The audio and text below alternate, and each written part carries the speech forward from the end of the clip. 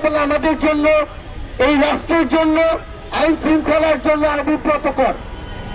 আমরা ঘন্টার পর ঘন্টা এসে থানায় দাঁড়িয়ে থাকি, আমরা আইন শৃঙ্খলা রক্ষাকারী বাহিনীকে যদি বাধ্য করি, আমরা যদি একদিনের মধ্যে জামিন নিতে বাধ্য করি, এই সামগ্রিক প্রক্রিয়াগুলো একটি রাষ্ট্রের সঠিকভাবে চলার জন্য অনেক বড় একটি বাধা হয়ে দাঁড়ায়। আমরা একটি জিনিস স্পষ্ট করে আমাদের পার্টির পক্ষ থেকে বলি, রাষ্ট্র এক জিনিস, ধর্ম আরেক জিনিস। রাষ্ট্রকে সকল ধর্মকে ধারণ করতে হয়, সকল চিন্তাধারার মানুষকে ধারণ করতে হয়। এখানে নির্দিষ্ট একটি ধর্মের মানুষ, তার যে বিশ্বাস, তার রীতিনীতি, তার প্রথাগুলো চাইলেই আরেকটি মানুষ যিনি অন্য ধর্মে বিশ্বাসী তাকে চাপিয়ে দিতে পারে না। আরেকজন মানুষ যিনি কোনো ধর্মেই বিশ্বাসী না তাকেও চাপিয়ে দিতে পারে না। সেই জায়গা থেকে আমাদের এটি বুঝতে হবে যে আমি কোন কথাটি কোথায় বলতে পারবো, কোন পরিসরে এই কথাটি আমি চাপিয়ে দিতে পারবো। রাষ্ট্রকে আমাদের ঘর মনে করলে চলবে না, রাষ্ট্রকে আমাদের নির্দিষ্ট একটি গণ্ডি মনে করলে চলবে না।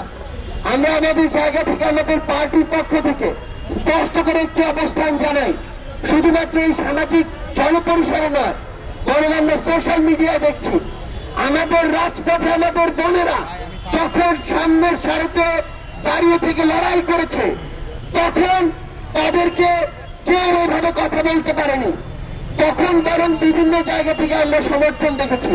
কিন্তু সেই বোনেরাই যখন আমাদের রাজনীতির মাঠে আসছে, বিভিন্ন পার্টি যেমন আমাদের পার্টিতে যোগদান করছে, তখন আমাদের এই বোনদেরকে স্পেসিফিক টার্গেট করা হচ্ছে। আমাদের এই বোনদেরকে নিয়ে অনেক মিথ্যা প্রোপাগান্ডা ছড়ানো হচ্ছে, অপপ্রচার করা হচ্ছে। সবচেয়ে বড় কথা হচ্ছে, আমাদের এই বোনেরা, এই বাংলাদেশের অর্ধেক নারী, কখনো এমন নয় যে যখন প্রয়োজন আমি ব্যবহার করব, আর যখন মনে করব তখন তাদেরকে নিয়ে অপপ্রচার চালাবো। আমি স্পষ্ট করে আমাদের অবস্থান জানাতে চাই, আমরা আমাদের বোনেদের এই অভ্যুত্থানে হাসিনার বিরোধী লড়াই যেমন সামনের সারিতে পেয়েছি, আমরা আমাদের বোনেদেরকে আগামীর রাজনীতিতে পলিসি মেকিং এর সামনের সারিতে চাই।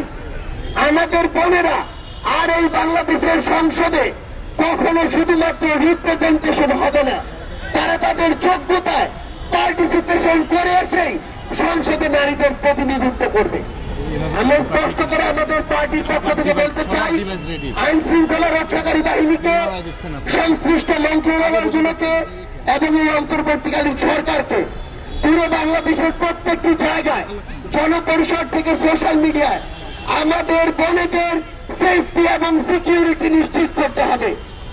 কেউ যেন তার ব্যক্তিগত বিশ্বাস কোনদিন একটি সমাজের গুরুত্বপূর্ণ একটি অংশ কিংবা আমাদের নারীদের উপরে চাপিয়ে না দিতে পারে।